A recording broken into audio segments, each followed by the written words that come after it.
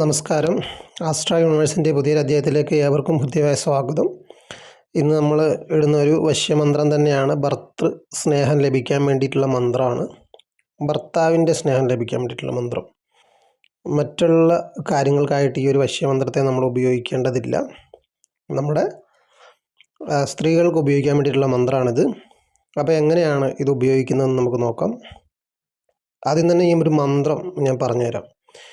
ഓം നമോ ദേവ ഭഗവതേ ത്രിലോചന ത്രിപുര അമുഖം മേ വശം കുരു കുരു സ്വാഹ.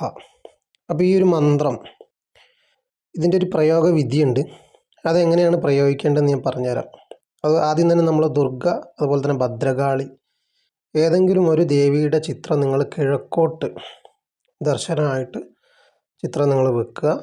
അതിന് മുമ്പിൽ നിങ്ങളൊരു ചന്ദനത്തിരി കത്തിച്ച് വെക്കുക. അതുപോലെ തന്നെ ചുവന്ന പുഷ്പം, ചെമ്പരത്തിയോ ചെത്തിപ്പൂവോ അങ്ങനെ എന്തെങ്കിലും ഒരു ചുവന്ന പൂക്കളും കൂടി നമ്മളതിന് മുമ്പിൽ വെക്കുക. അതുകൂടാതെ നെയ്വിളക്ക് കൂടി ഇതിന് മുമ്പിൽ നമ്മൾ തെളിയിച്ച് വെക്കേണ്ടതാണ്. അതിനുശേഷം നിങ്ങൾ 108 തവണയാണ് ഞാൻ മേൽപ്പറഞ്ഞ മന്ത്രം നിങ്ങൾ ജപിക്കേണ്ടത്.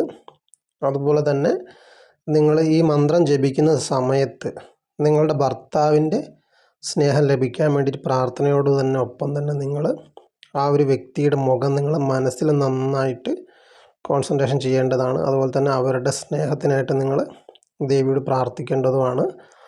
അങ്ങനെ നിങ്ങൾ തുടർച്ചയായിട്ട് 40 ദിവസമാണ് ഈ ഒരു മന്ത്രം ജപിക്കേണ്ടത്. അതുപോലെ തന്നെ ഈ അമുഖം, ഈ മന്ത്രത്തിൽ അമുഖം എന്ന് പറഞ്ഞ സ്ഥാനത്ത് നിങ്ങളുടെ ഭർത്താവിൻ്റെ പേരാണ്.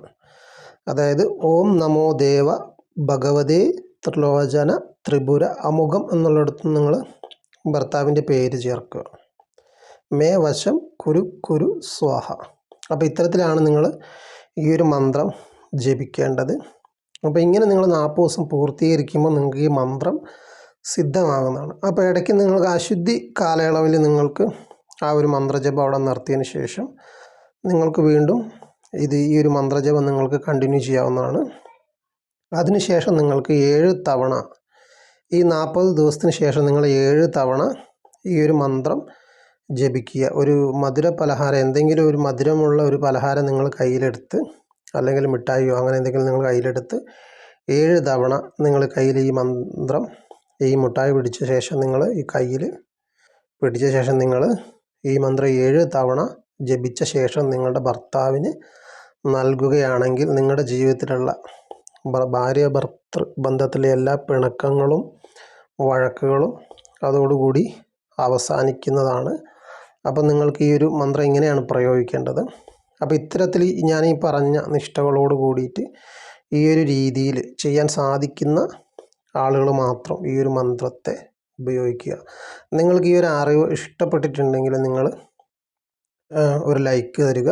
നമ്മുടെ ചാനലിലെ വീഡിയോ മറ്റുള്ളവരിലേക്ക് എത്താൻ വേണ്ടിയിട്ട് ആ ലൈക്ക് വളരെയധികം ഉപകാരപ്രദമാണ്. അതുപോലെ തന്നെ നമ്മുടെ ചാനൽ സബ്സ്ക്രൈബ് ചെയ്യാത്ത ആളുകൾ നമ്മുടെ ചാനലൊന്ന് സബ്സ്ക്രൈബ് ചെയ്ത് സപ്പോർട്ട് ചെയ്യുക. അപ്പോൾ ഏവർക്കും ഇന്നത്തെ ഒരു വീഡിയോ ഉപകാരപ്രദമായെന്ന് ഞാൻ വിശ്വസിക്കുന്നു.